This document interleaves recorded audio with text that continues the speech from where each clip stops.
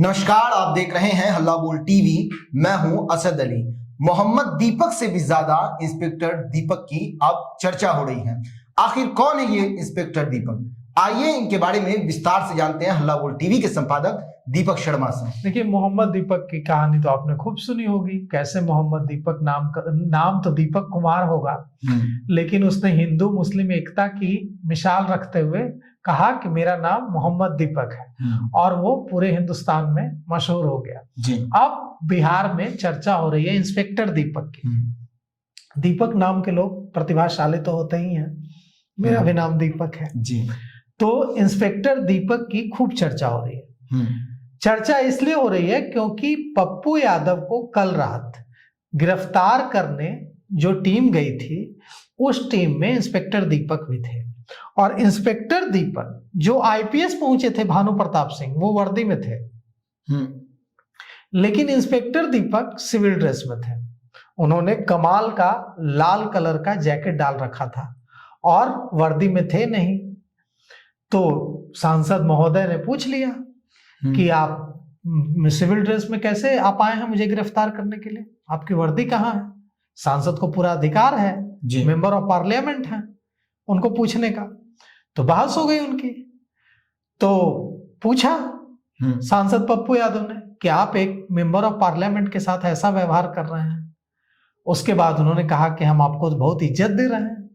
तो पप्पू यादव को यह बात और नागवार गुजरी, ये व्यंग लगा। तो उन्होंने कहा कि आप कौन होते हैं मुझे इज्जत देने वाले जी। अब पप्पू यादव ने इंस्पेक्टर दीपक को लेकर कुछ ट्वीट किए हैं, जिसमें उन्होंने लिखा है, देखिए पप्पू यादव ने कल रात इंस्पेक्टर दीपक के बारे में क्या लिखा है, गौर से देखिए। इस रेड जैकेट वाले को, इनका नाम है इंस्पेक्टर दीपक, खुद गौर से पप्पू यादव ने लिखा है कल रात कि गौर से देखिए इस रेड जैकेट वाले को खुद को इंस्पेक्टर बता रहे हैं और रात के 10:30 बजे कमर में पिस्टल बांधकर मुझे अरेस्ट करने आए हैं। नाम दीपक बता रहे हैं, कह रहे हैं कि कानून का पालन कीजिए। अगर ये पुलिस है तो इन्हें ये बताना चाहिए कि कौन सा कानून कहता है कि आप रात गए सिविल ड्रेस में आकर लोकसभा सदस्य के साथ अपराधियों जैसा सलूक करें, जबकि मुझे कोर्ट ने बुलाया है और कोर्ट के आदेश का पालन करने में सदन की कार्यवाही खत्म होते ही आया हूं। उसके बाद और भी इंस्पेक्टर दीपक के बारे में लिखा है पप्पू यादव ने। सांसद पप्पू यादव ने लिखा है कि खुद को इंस्पेक्टर बताने वाला दीपक बिना वारंट लाए बेहूदगी के साथ कह रहा है कि चलिए। नीतीश कुमार जी, सम्राट चौधरी जी, ये कानून का राज है। आखिर आपराधिक व्यवहार करने वाले इस मंचले को इतनी शक्ति कौन दे रहा है? यह बेहद शर्मनाक है सम्राट बाबू। तो उसके बाद उन्होंने और भी कई ट्वीट किए हैं। तो अब ये इंस्पेक्टर दीपक जो हैं, ये बहुत चर्चा में है जी। क्योंकि कल रात में जितनी भी टीम आई थी, उस टीम के ज्यादातर जो ऑफिसर्स थे, यहां तक कि जो आईपीएस हैं एसपी भानु प्रताप सिंह, वो भी पुलिस की वर्दी में आए थे। लेकिन सबसे ज्यादा चर्चा हो रही है इंस्पेक्टर दीपक की, क्योंकि इंस्पेक्टर दीपक रेड कलर का जैकेट पहनकर सिविल ड्रेस में आए थे। अगर वो सीआईडी में है तब तो बात अलग है, लेकिन अगर वो पुलिस में है और बिना वर्दी सांसद को गिरफ्तार करने पहुंचे हैं, तो ये तो नियमों की अनदेखी है। और पप्पू यादव ने इंस्पेक्टर दीपक पर गंभीर आरोप लगाए हैं।